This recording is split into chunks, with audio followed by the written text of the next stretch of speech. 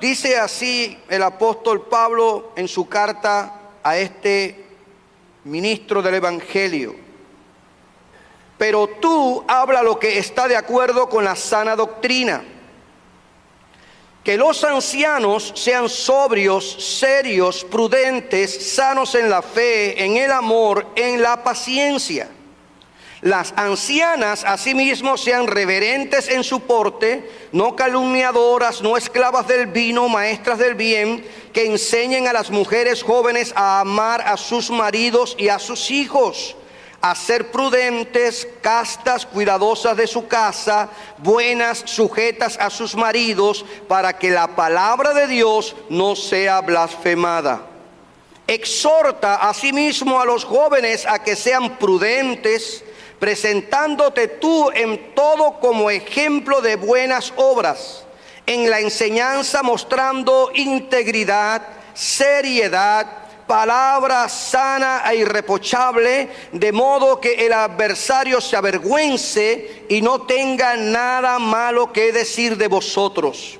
Exhorta a los siervos que se sujeten a sus amos, que agraden en todo, que no sean respondones, no defraudando, sino mostrándose fieles en todo, para que en todo adornen la doctrina de Dios nuestro Salvador. Porque la gracia de Dios se ha manifestado para salvación a todos los hombres, enseñándoos que, renunciando a la impiedad y a los deseos mundanos, vivamos en este siglo sobria, justa y piadosamente, aguardando la esperanza bienaventurada y la manifestación gloriosa de nuestro gran Dios y Salvador Jesucristo, quien se dio a sí mismo por nosotros para redimirnos de toda iniquidad y purificar para sí un pueblo propio, celoso de buenas obras. Esto habla y exhorta y reprende con toda autoridad. Nadie te menosprecie. Hay una costumbre, o pudiéramos decir casi como que algo tradicional, que en los Estados Unidos, en América, donde estamos, aquí estamos condicionados a dudar de todas las ofertas gratuitas que se nos hacen por cualquier vía. Cuando usted navega en la internet o le llega alguna oferta al correo regular en su casa, o escucha tal vez cualquier otro tipo de anuncio que se está ofreciendo gratuito, automáticamente usted dice: o es una estafa, o lo que me están ofreciendo no vale la pena. Porque siempre llegamos a la misma conclusión: en América todo cuesta. Pero qué bueno que en el reino de Dios no ocurre lo mismo. En el reino del Señor no ocurre así. Cuando nosotros como cristianos predicamos acerca de la gracia de Dios que trae salvación y decimos que esa gracia es gratuita, óigame, realmente es gratuita y sin acepción de personas. Claro que tengo que decirle que esa gracia inmerecida tuvo un alto costo, y fue la vida de nuestro Señor Jesucristo, pero se ofrece gratuita. Por eso, cuando hacemos la invitación a aceptar a Cristo como el Salvador y perdonador de los pecados, no le pedimos a la gente ningún tipo de ofrenda ni ningún tipo de sacrificio, porque esto se alcanza por la fe en nuestro Señor Jesucristo, y es gratis. Dan gloria al Señor. Gloria a Dios. La palabra traducida como gracia en el Nuevo Testamento proviene de la palabra griega charis o charis, como usted lo quiera leer, que significa favor, bendición o bondad. Es de esta raíz griega de donde la teología sistemática entonces define el término bíblico gracia como un favor inmerecido que Dios otorga libre y soberanamente al ser humano. Realmente, hermanos, realmente la gracia de Dios no la merecemos. Por eso es que cuando hablamos de gracia y misericordia, me gusta siempre aclarar que los términos, aunque suenan parecidos, tienen significados diferentes y un orden espectacular en el orden teológico. Porque la gracia inmerecida de Dios me permite disfrutar las bendiciones que no merezco de Dios. Y que Dios gratuitamente me las ofrece. Y que Dios voluntariamente me las quiere dar. Mientras que la misericordia de Dios hace posible que yo no reciba el pago que por mis pecados sí merecía. Pero Dios en su misericordia decide perdonarme, decide redimirme y bendecirme a través de su gracia y darme lo que no merezco, pero que Él voluntariamente lo ha querido y lo ha dispuesto para que por la fe nosotros disfrutemos de esta salvación tan grande. Gloria al Señor. Es por eso que cuando hablamos de la gracia de Dios, estamos hablando de todas las bendiciones que Dios nos concede, nos otorga, nos da, porque a Él le place, hermanos, a Él le place por lo que lo quiere hacer de su propia voluntad, especialmente la salvación y el perdón de nuestros pecados, los alcanzamos por su pura gracia, porque honestamente nada hemos hecho para merecer su bendición, solo su gracia lo hace posible. Así que hoy quiero invitarte para que juntos valoremos al menos dos aspectos relevantes que se da aquí en esta carta del apóstol Pablo a Tito acerca de la gracia de Dios que se manifiesta en la persona de Cristo y que debe ser motivo de nuestra obligada gratitud a nuestro Dios. Si hay algo que el cristiano tiene que siempre agradecerle a Dios, es por su gracia y su perdón. En otras ocasiones yo le he dicho que crecí en una iglesia tradicional donde cuando se pedían los testimonios, que ya no se usa en nuestros cultos públicos, pero en nuestras iglesias, en nuestro culto decía, ahora vamos a tener una parte de los testimonios. ¿Es cierto? ¿Cuántos recuerdan eso? Gracias al Señor que yo no soy el único que voy al baúl de los recuerdos. Pero en nuestras iglesias, una sección de testimonio. A mí siempre, y se me quedó impregnado en mi mente y mi corazón, desde niño lo oía, adolescentes, jóvenes. Cuando se paraba un hermano decía, yo le doy gracias al Señor por la salvación de mi alma y el perdón de mis pecados. Y después entonces testificaba lo que iba a testificar. Pero eso era como la introducción, porque se nos enseñó que no hay por qué olvidar que de verdad, hermanos, nosotros como cristianos tenemos que darle gracias a Dios por nuestra salvación y por el perdón de nuestros pecados. Pero a veces vivimos tan envueltos en la vida, tan comprometidos con tantas cosas que se nos olvida que por la gracia de Dios hemos sido perdonados, hemos sido salvados y nuestro nombre se ha escrito en el libro de la vida. Y a veces estamos tan enfrascados en otras cosas que pasamos por alto esto como si fuera normal. Pero verdaderamente aquello se me quedó en mi mente y mi corazón. Y en la mañana, siempre que voy a hacer mi devocional, le digo gracias Dios porque tú me has salvado, me has perdonado. Y porque he tenido esa experiencia, hoy puedo entrar al trono de tu gracia. Pero quiero hablarte de dos aspectos interesantes que Pablo revela en su carta a Tito, a este ministro del Evangelio. Lo primero que quiero decirte es que la gracia de Dios está al alcance de todos. La gracia de Dios está al alcance de todos. ¿Cuántos lo creen? La gracia de Dios está al alcance de todos. Cuando el apóstol Pablo le escribe esta carta que leíamos al principio de nuestra disertación, esta carta a Tito, Tito era el pastor de la iglesia que estaba en la ciudad de Creta. Pablo le había dado esta asignación a este joven ministro del Evangelio y allí él estaba corrigiendo ciertos errores en cuanto al orden y en cuanto a algunas herejías teológicas. Y Pablo escribe su carta a Tito para hablarle acerca de cómo organizar la iglesia, cómo elegir los líderes, pero también inserta una parte práctica y teológica en esta carta sumamente relevante. Incluye acerca de la gracia de Dios. él le escribe y le dice: porque la gracia de Dios que trae salvación se manifestó a todos los hombres. ¿Cuántos creen esto?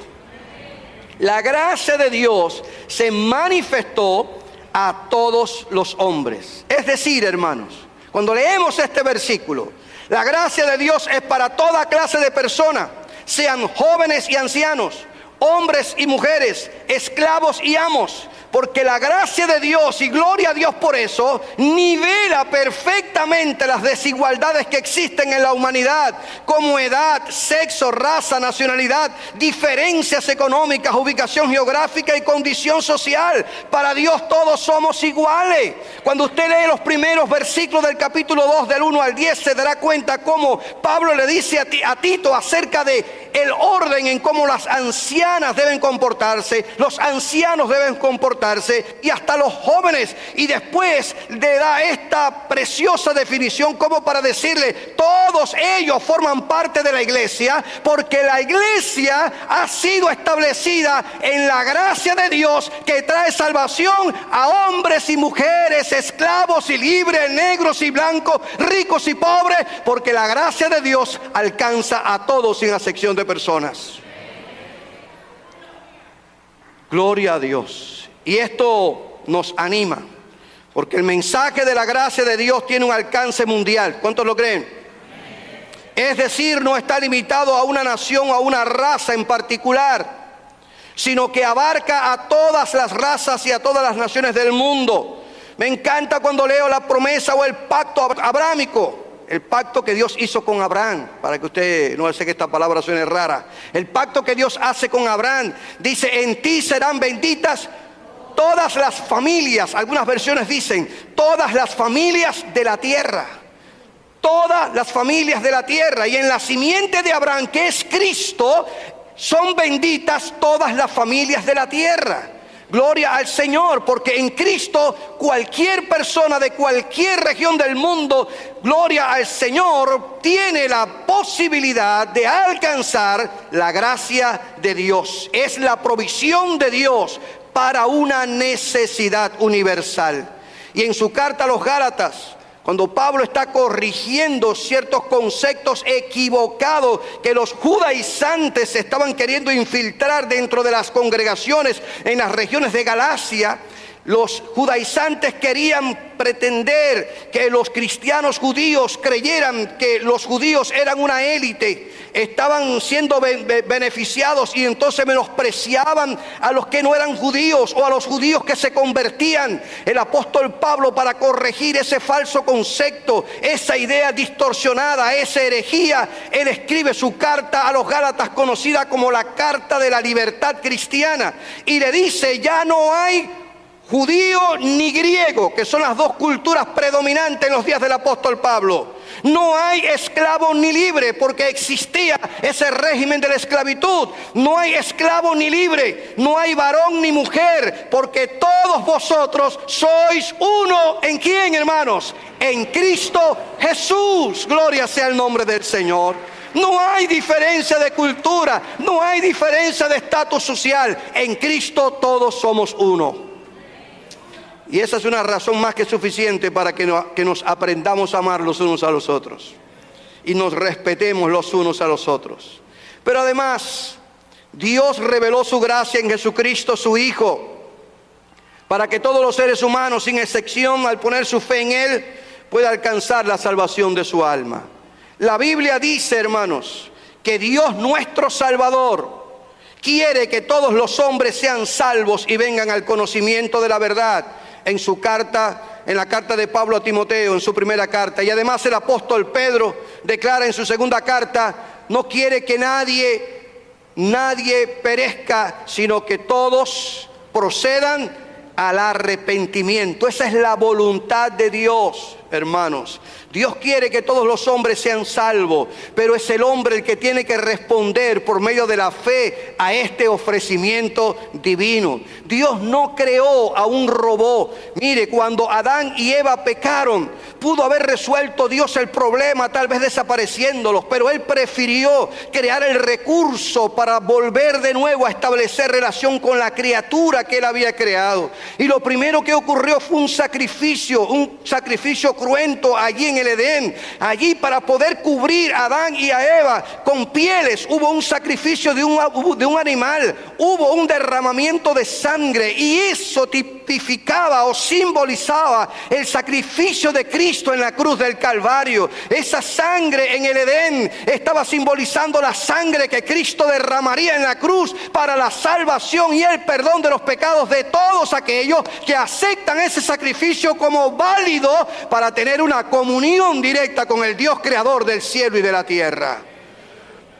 Dios creó los recursos para que el hombre restableciera su relación con Él. Claro que la Biblia deja claro, y valga la redundancia, que les toca a los hombres responder por medio de la fe a ese ofrecimiento de la gracia salvadora de Dios. Dios lo ofrece, nosotros los hombres respondemos. Dios no obliga, no impone. Dios ofrece su gracia, Dios ofrece su perdón, Dios ofrece su amor. Nosotros, creados con voluntad, sentimiento y con inteligencia, no somos una máquina robótica. No, hermanos, tenemos voluntad, sentimiento, inteligencia, y respondemos al toque del Espíritu Santo y respondemos con fe a este ofrecimiento, y cuando lo hacemos, recibimos la bendición del Padre, del Hijo y del Espíritu Santo. Dios siempre va a otorgar voluntariamente su gracia, pero lo van a disfrutar solo los que aceptan por medio de la fe en Jesucristo esta verdad. Jesucristo dijo, y usted conoce este precioso versículo en ese diálogo nocturno que tuvo Jesús con aquel maestro del judaísmo llamado Nicodemo. Jesús le dice a Nicodemo: porque de tal manera amó Dios al mundo que ha dado a su Hijo unigénito.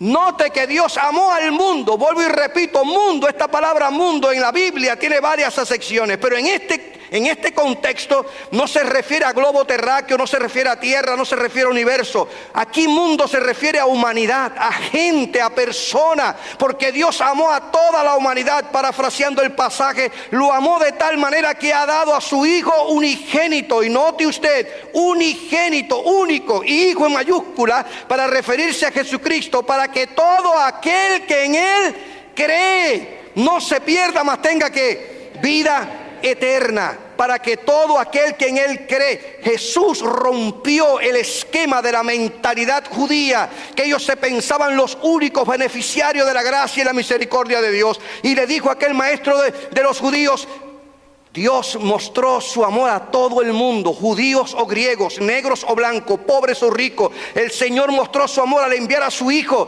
para que cualquiera que en Él cree, no importa cuán perdido esté, todo el que pone su fe en Él, reciba salvación y vida eterna. Gloria sea el nombre del Señor, hermanos. Este versículo es la esencia del Evangelio. Y note la expresión: para todo aquel que en Él cree. No dice crea. El griego, de donde aparece esta palabra cree, en el griego es un verbo que implica acción continua. Creíste ayer, creo hoy y creeré siempre. Mi fe no depende de las circunstancias que me rodeen, sino yo sigo creyendo que Dios me amó tanto que su Hijo vino a morir por mí en la cruz del Calvario, y seguiré creyendo hasta que Cristo me lleve o me venga a buscar. El apóstol Pablo, cuando está escribiendo su carta a los romanos, esta carta escrita a una iglesia que él no había establecido, no había fundado, pero está estableciendo bases sólidas en cuanto a la teología, considerada esta una de las cartas más profundas en el orden teológico, donde Pablo allí explica una serie de terminología en cuanto a la salvación espectacular. En su carta a los Romanos, en el capítulo 1 y versículo 16, el apóstol Pablo declara esta gran verdad que la mayoría de todos nosotros conocemos casi de memoria. Cuando él dice: no me avergüenzo del evangelio, porque es poder de Dios para salvación a todo aquel, vuelve a repetir la misma expresión, para todo aquel que cree, al judío primeramente y también al griego. Pablo fue un hombre que entendió a cabalidad, comprendió a cabalidad que el evangelio no hace acepción de personas. No, hermanos, no note usted que al igual cuando le escribió a los Gálatas, ahora vuelve a hablar acerca de las dos culturas predominantes en su tiempo, judíos y griegos, significando que no importa cuál sea tu posición en el orden social, político o religioso, Dios envió a Cristo. El evangelio es el mensaje de alcance mundial para salvación a todo aquel que en él cree. Así que tenemos la razón por qué Jesús nos da esa gran comisión antes de ascender al cielo. Cuando Él le dice a los cristianos, a la iglesia de todos los tiempos: id por todo el mundo y predicad el evangelio a toda criatura. Porque todo aquel que cree ese evangelio, gloria al Señor, y recibe a Cristo como su Señor y Salvador personal, tiene esperanza de vida nueva en la tierra y de vida eterna en los cielos. Ahora, creo que me interesa dejarte algo dicho, hermanos, en esta tarde. Y es que no debemos dejarnos engañar por los que creen que todos los caminos conducen al cielo.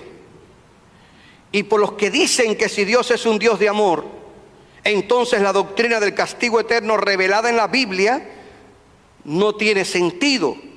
Es una falsa enseñanza.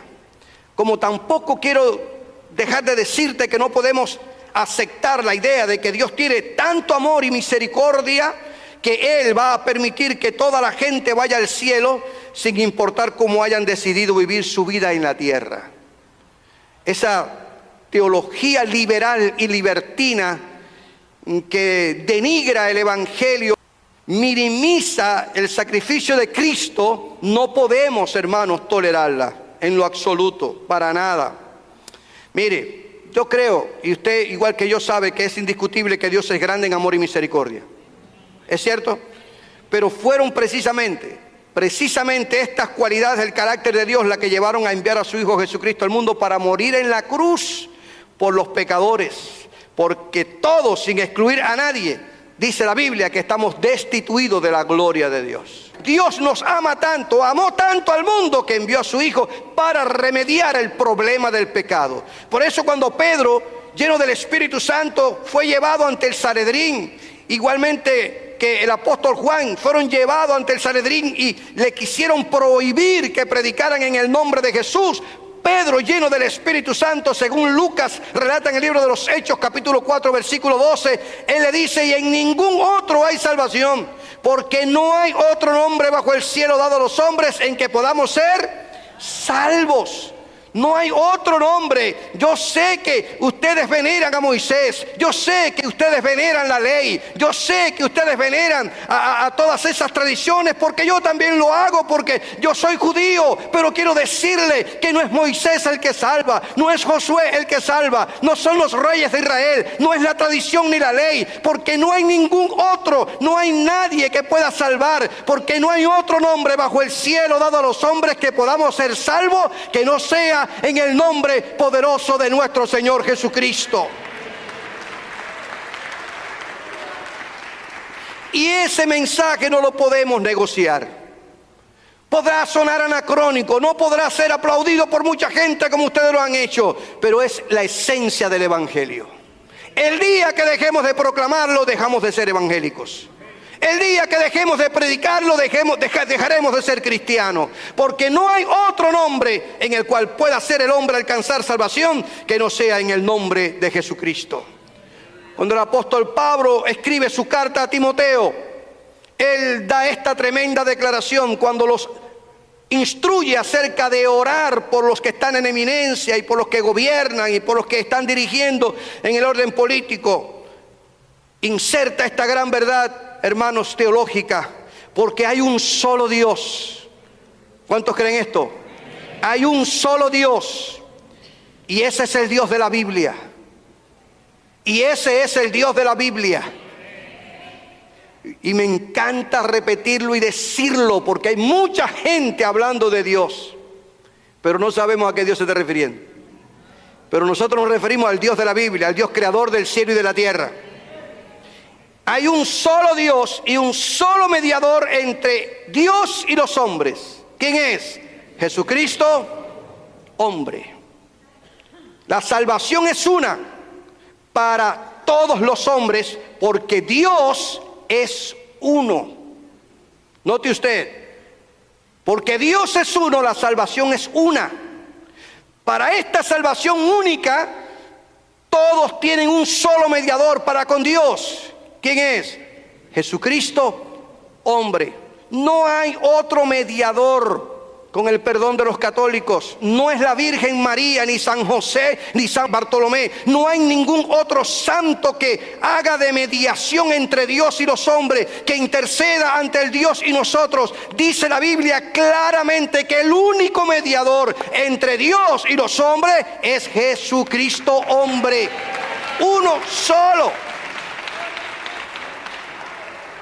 Interesante, Jesucristo, hombre. Mire, no hay ningún artículo. No es Jesucristo un hombre. No es Jesucristo el judío. No es Jesucristo el gentil. No es Jesucristo el hombre. Jesucristo hombre, para hablar de la humanidad de Cristo, y que Jesucristo, representando a los hombres, está en la presencia del Padre, mediando, intercediendo a favor de todos los que han abrazado esta verdad y glorifican hoy su nombre eternamente y para siempre. Gloria al Señor. No sé usted, hermanos, pero yo vivo enamorado de Jesucristo, mi Señor, mi Rey, mi Dios. De veras, de veras. Dios quiere que todos los hombres se salven, y para eso vino Jesús, a buscar y a salvar lo que se había perdido. Y entre eso estabas tú y estoy yo. No hay acepción de persona.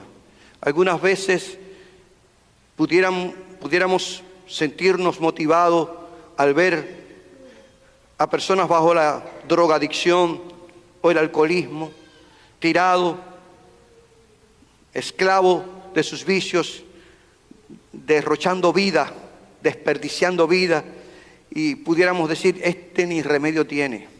Otros tal vez tatuados desde la nariz hasta los pies, y pensamos, este ni solución tiene, pero Cristo murió por ellos. La gracia de Dios los alcanza.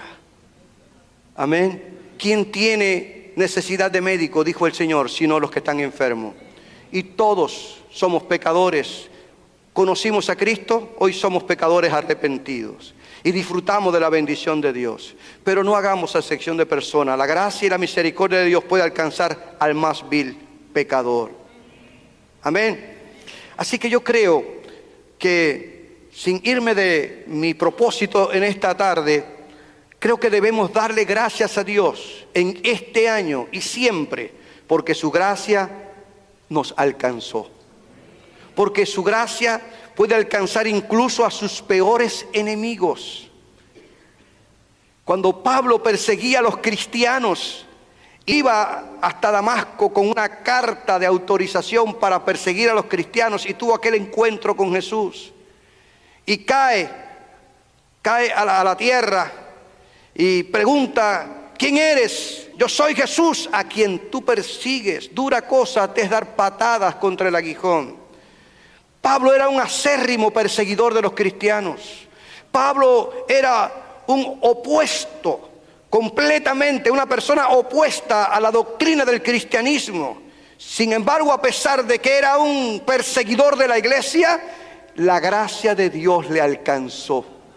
Por eso él, cuando escribe su carta a los Corintios y en varias de sus epístolas, él tiene que decir: yo no merezco ni que me llamen apóstol, porque fui perseguidor de la iglesia. Yo estuve de acuerdo hasta que apedrearan a Esteban, el primer mártir de la iglesia, el primer mártir en que murió a apedreadas, porque no negó su fe en Cristo. Yo no soy digno, yo no soy merecedor de ser portador del evangelio, pero él expresa esta verdad que alimenta nuestra fe. Pero la gracia de Dios me alcanzó. La gracia de Dios ha hecho posible ser lo que soy y hacer lo que hago, porque Dios manifestó su gracia y su misericordia. Y la gracia de Dios puede alcanzar hasta los enemigos de Dios y del evangelio. Gloria al Señor. Una gracia ilimitada, aunque irresistible, está al alcance de todos. ¿Decimos amén? Y otro detalle que quiero hablarte de la gracia de Dios, que debe ser motivo en este año de cuando usted se siente a la mesa con su familia, antes de darle gracias a Dios por el pavo, gracias Dios por tu gracia y tu perdón. Es que la gracia de Dios transforma y cambia a cualquier persona. Amén. La salvación que alcanzamos por medio de la gracia de Dios no solo nos liberta de la esclavitud del pecado, no solo nos cambia de posición, sino que además genera o produce una transformación radical en nuestras actitudes, apetitos, ambiciones y acciones en nuestras vidas. Es una realidad, hermanos, que la gracia de Dios nos cambia, el evangelio nos cambia, el poder del Espíritu Santo nos transforma. Alguien que tiene un encuentro genuino con Cristo no queda igual, no se comporta igual.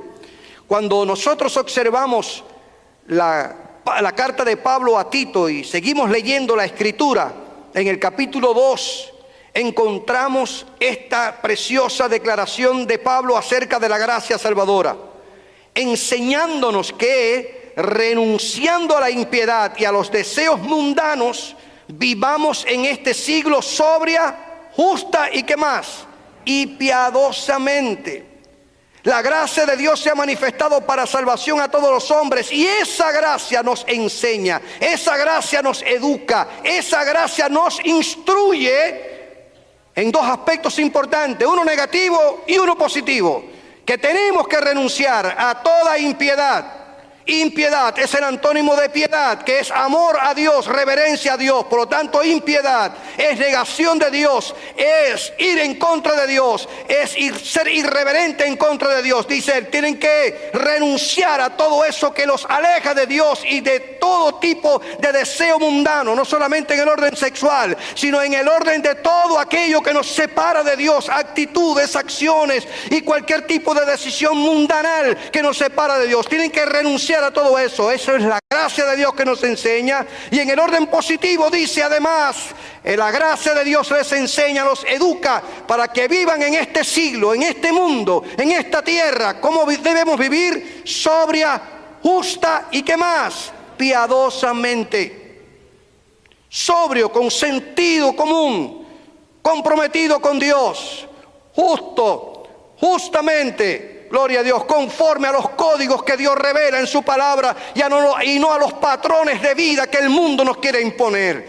Porque la gracia de Dios nos educa, nos capacita, nuestra mente cambia, nuestra manera de valorar la vida es diferente, porque ahora en Cristo somos nueva criatura. Los modelos de vida pasaron y ahora en el Señor toda nuestra vida es hecha nueva, y es la evidencia de que Cristo ha cambiado y transformado nuestra vida, hermanos. La Biblia insiste, hermanos, en que la misma gracia de Dios que nos salva es también la que nos instruye y educa, corrige en la escuela de la santidad. Palabra que se ha ido evaporando de los púlpitos. Ya casi no se habla de santidad. Sin embargo, el Señor dice, sed santos, porque yo soy santo. Porque tenemos la idea de que santo es tener una aureola en la cabeza. Creemos que santidad es perfección. Sin embargo, en el orden teológico, yo sé que ustedes lo saben, pero permítanme repetírselo. No es más que separarnos del mundo y consagrarnos a Dios. Eso es en el orden teológico lo que es santidad. Separarnos del mundo y consagrarnos a Dios. Creemos en la santidad instantánea. En el momento en que nos convertimos a Cristo, tomamos la decisión de irnos del mundo para dar un giro de 180 grados a través del arrepentimiento y fe y aceptar la nueva vida que en Cristo vamos a recibir o estamos recibiendo. Y la santidad progresiva que produce el Espíritu Santo al estar produciendo los frutos del Espíritu, que no es más que la formación del carácter de Cristo en nosotros. Amor, gozo, paz, paciencia, bondad, benignidad, mansedumbre, templanza. Todas esas cualidades que caracterizan a Cristo forman parte del fruto del Espíritu y el Espíritu de Dios lo va formando en nosotros. Así que la gracia que nos salva es la misma gracia que nos educa en la escuela de la santidad. Por eso es que la Biblia sobreabunda en que no hay compatibilidad entre la vida cristiana y la vida del mundo. Por eso el apóstol Juan dice: no améis al mundo, ni las cosas que están en el mundo.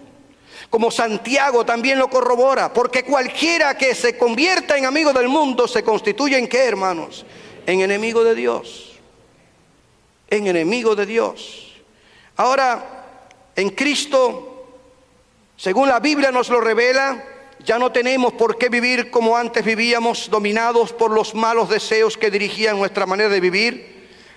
La amargura, el resentimiento, la violencia, la venganza y todos esos sentimientos que perturban la mente, todos esos malas actuaciones y decisiones que nos dominaban, todos esos malos deseos que dirigían nuestra manera de vivir, ahora en Cristo son cancelados y nuestra vida se vive de acuerdo a los patrones de la Biblia, una vida recta y pura, basada en la verdad de Dios revelada en las Escrituras. Por eso insistimos en conocer la verdad de Dios. Cómo Dios quiere que yo viva, lo dice la Biblia. De qué manera quiere que Dios quiere que yo actúe, lo dice la Biblia. Este es el libro, este es el manual del cristiano. Ignorar esto es como querer armar un armario sin ver el manual. No podemos olvidar que Cristo nos salvó para que viviéramos para su gloria.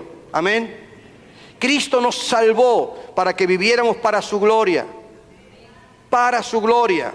Cuando leo la carta de Pablo a Tito y vuelvo a hacer énfasis en este capítulo 2, pero ahora en el versículo 14, haciendo alusión a lo que hizo Jesús por nosotros, Pablo le dice a Tito: Cristo se dio a sí mismo por nosotros. Mire, se dio a sí mismo por nosotros.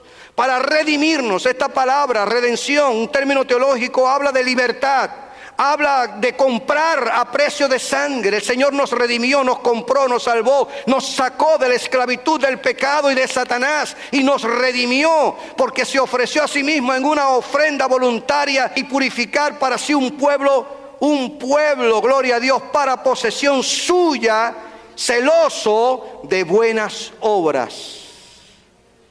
La señal de que una persona abraza el Evangelio y entra a disfrutar de la gracia de Dios es que, en primer lugar, hermanos, reconoce que forma parte del pueblo, de la iglesia que Cristo llamó de las tinieblas su luz admirable.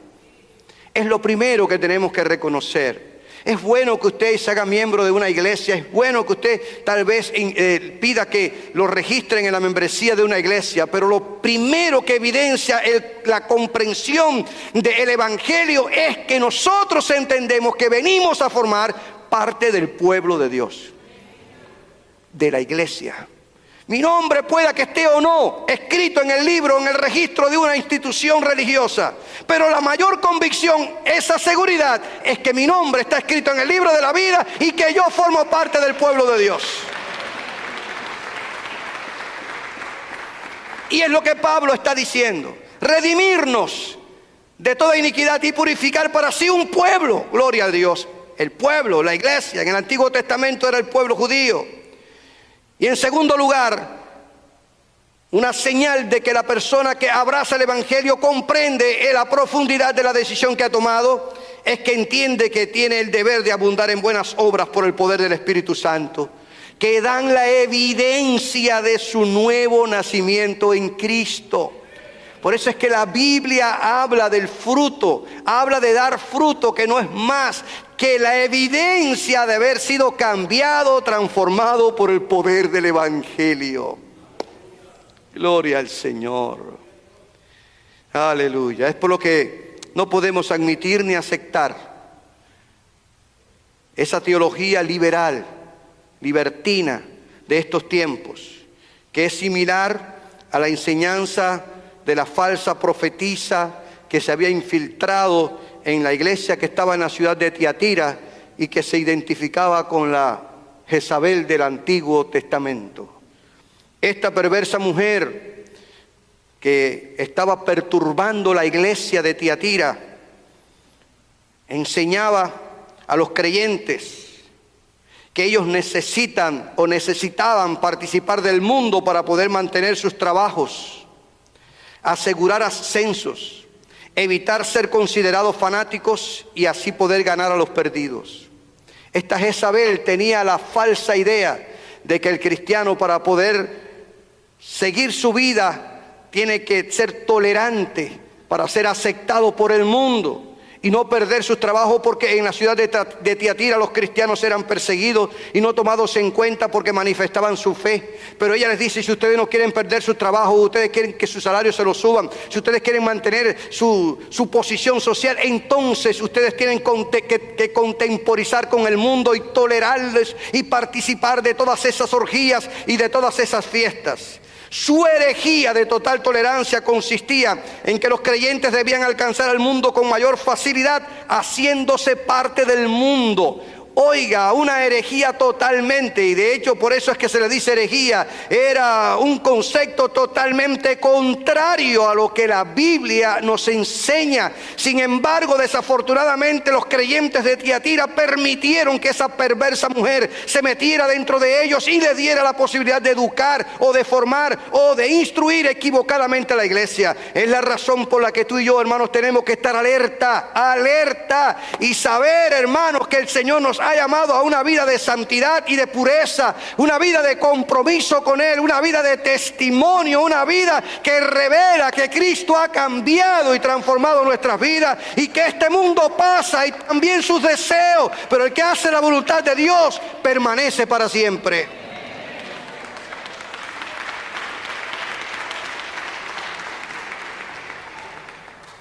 Yo sé que usted ha leído la primera carta del apóstol Pedro. Pedro escribe a una iglesia perseguida. Pedro escribe a una iglesia que está siendo azotada por ser cristianos. Pedro le escribe a cristianos que están siendo, hermanos, recluidos por el hecho de mantener viva su fe en el Evangelio. Y sus dos cartas las escribe para animar a aquellos cristianos en la persecución. Y cuando escribe su primera carta en el capítulo 1, versículos 14 al 16, el apóstol Pedro dice: pórtense como hijos obedientes. Hijos de obediencia era un término antiguo testamentario para referirse a la gente que estaba comprometida con Dios. Compórtense como hijos obedientes y no sigan los dictados de sus anteriores malos deseos de cuando vivían en la ignorancia. Vivir en la ignorancia, desconociendo la verdad de Dios. Por favor, ahora tu posición es otra. Al contrario, dice el apóstol Pedro, vivan una vida completamente santa, porque santo es aquel que los ha llamado. Escrito está: sean santos porque yo soy santo. ¿Dicen amén? El poder del Evangelio, hermanos. Poder del Evangelio de gracia que tú y yo predicamos, que proclamamos, que compartimos, convierte en hijos e hijas de Dios a la gente que antes eran un número más en la sociedad, pero que al conocer a Jesús su vida es cambiada y transformada. Se convierten en hijos de obediencia. La gloria del Evangelio que tú y yo proclamamos, la gloria del Evangelio de gracia que predicamos desde este púlpito y desde cualquier otro lugar, le da dignidad propia a los que son calificados por el mundo como gente indigna. Lo vil del mundo, lo menospreciado, lo que no tiene sentido. El Evangelio cambia ese concepto. Este evangelio de gracia que predicamos, este evangelio de gracia que compartimos, este evangelio de gracia que proclamamos, es el que le dice a la gente que para Dios tienen un valor incalculable, aun cuando a los ojos del mundo no valgan nada. Para Dios tienen un valor incalculable porque los amó tanto que dio a su Hijo para que muriera en la cruz del Calvario. Este evangelio de gracia que predicamos es el que les dice a las personas que si no importan para la sociedad, sí importan para Dios. Que aunque tal vez para la familia no valgas, para Dios tienes un valor extraordinario. Que aunque tal vez para tu gente no tengas ningún sentido ni ningún potencial, para Dios sí lo tiene. Porque Dios te amó tanto que no negó ni a su propio Hijo. Satanás muchas veces viene a tergiversar nuestras circunstancias, hermanos, aún estando ya en la iglesia. Viene a crearnos dudas acerca del amor y la misericordia de Dios. Si Dios te amara tanto, si la misericordia de Dios fuera tan grande, ¿por qué pasas por esto? ¿Por qué atravesas por aquello? Y comienza a meter en la mente de mucha gente la duda acerca del amor y la gracia de Dios. Pero aun cuando en el mundo, hermanos, seamos menospreciados, no seamos considerados, ni seamos tomados en cuenta, qué bueno es saber que para Dios tenemos un valor incalculable. Gloria al Señor. Pablo, animando a la iglesia de los Corintios, a la iglesia que estaba en Corintio, resaltando lo que ellos eran y lo que se habían convertido en Cristo. En su primera carta, capítulo 1, versículo 28, y le leo este versículo en la Biblia parafraseada en el Nuevo Testamento, la Biblia al día. Dice Pablo a los Corintios que Dios ha escogido a los que en el mundo no tienen importancia alguna, a los despreciados, a los que nada son, para destronar a los que en el mundo considera grande. Es la razón por lo que el proverbista declara que el principio de la sabiduría es el temor a Dios. Un niño temeroso de Dios puede ser más sabio que el más grande millonario que se niegue a creer en Dios. El principio de la sabiduría es el temor a Dios. Y qué interesante, hermanos, porque Pablo le está diciendo a los cristianos de Corinto: muchos de ustedes eran menospreciados por la sociedad corintia. Muchos de ustedes corrían en las mismas orgías que el pueblo de Corintio corría, con esa corrupción moral que había en esta ciudad portuaria. Muchos de ustedes no valían la pena, pero sin embargo la gracia de Dios los alcanzó, porque Dios, gloria al Señor, Dios escoge a los que en el mundo no tienen importancia, a lo vil, a lo menospreciado, para demostrar, gloria a Dios, que su poder es capaz de cambiar y convertir lo que no sirve en algo servible, porque Él explota nuestro potencial. Aleluya, gloria a Dios. Miramos atrás y decimos quiénes éramos y qué somos en Cristo. Amén. Hay de aquellos que se creen merecedores de la gracia. Por eso he hablado en estos términos algunas veces, y la meritocracia dentro de la iglesia a mí no me acaba de entrar en la mente. Soy paulino en este concepto. Soy lo que soy y hago lo que hago por la gracia de Dios. Nada he hecho en mi vida que merezca yo estar detrás de este púlpito. Nada he hecho en mi vida para que el Señor me haya tomado en cuenta y me haya llamado a predicar su evangelio. Nada he hecho para que merezca que la gracia de Dios me haya alcanzado. Todo lo contrario, miro atrás y digo: Señor, no merezco absolutamente nada. Solo ha sido por tu gracia y tu favor, tu misericordia y tu amor, porque lo has querido hacer,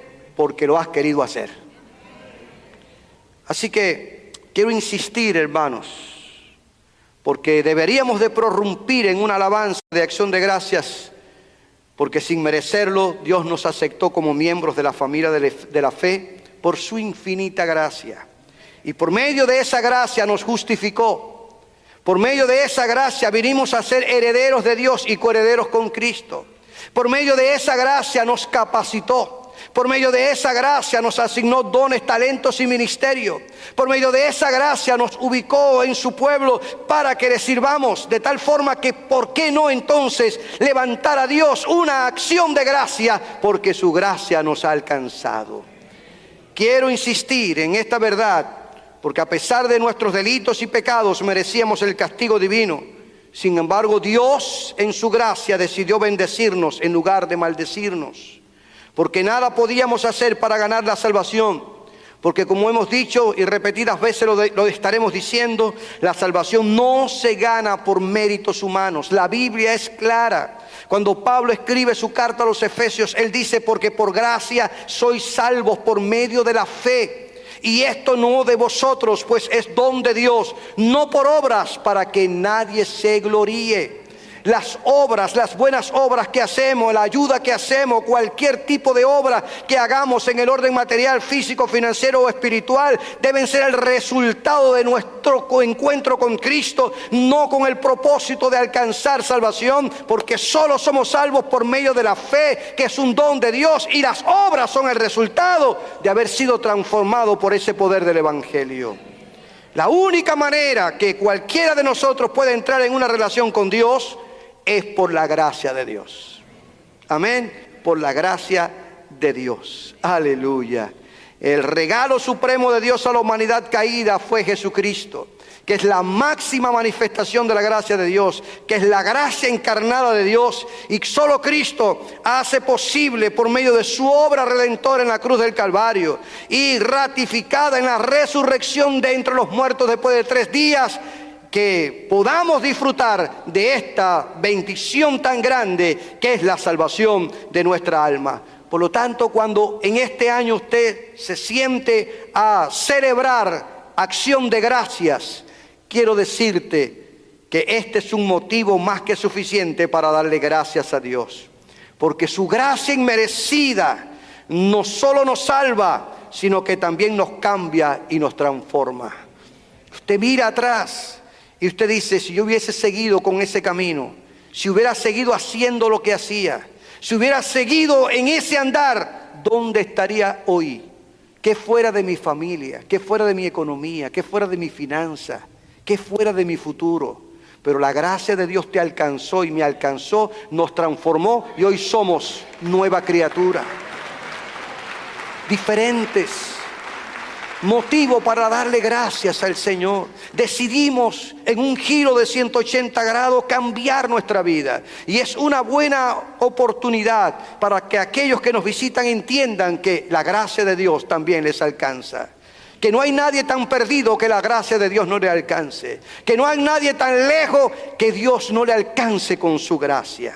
Así que este año tal vez, hermanos, tú y yo podamos tener un montón de motivos y razones por qué darle gracias a Dios. Tal vez por tu familia, por tu salud, por tu trabajo, tal vez por todo lo que has logrado o alcanzado a través de tu negocio, por tu profesión, tus estudios, porque comenzaste una nueva relación sentimental o te acabaste de casar, o por la iglesia donde estás militando, pero que nada de estos legítimos motivos te hagan olvidar que debe darle gracias a Dios por su gracia y perdón. Por su gracia disfrutamos del perdón, su gracia nos capacita para servir en el reino de Dios, su gracia hace posible que caminemos con Dios y nos da poder para hacer su obra con excelencia. Por eso me encantan las palabras de Mac Lucado, este famoso escritor cristiano, cuando él declaró: la gracia es la voz que nos incita al cambio y que luego nos da el poder para llevarlo a cabo. ¿Por qué entonces en este año, cuando vayamos en el Día de Acción de Gracias a dar gracias a Dios, lo primero que digamos es: gracias, Señor, por tu gracia? Gracias por tu gracia. Porque si hoy puedo reunir a mi familia, es por tu gracia. Si hoy puedo compartir de estos alimentos, es por tu gracia. Si hoy disfruto de paz, es por tu gracia. Si hoy disfruto, Señor, de este bienestar, es por tu gracia. Gracias, Señor, porque esa voz que me incitó al cambio es la misma que me da el poder para disfrutar de ese cambio que experimento en la gracia de Dios.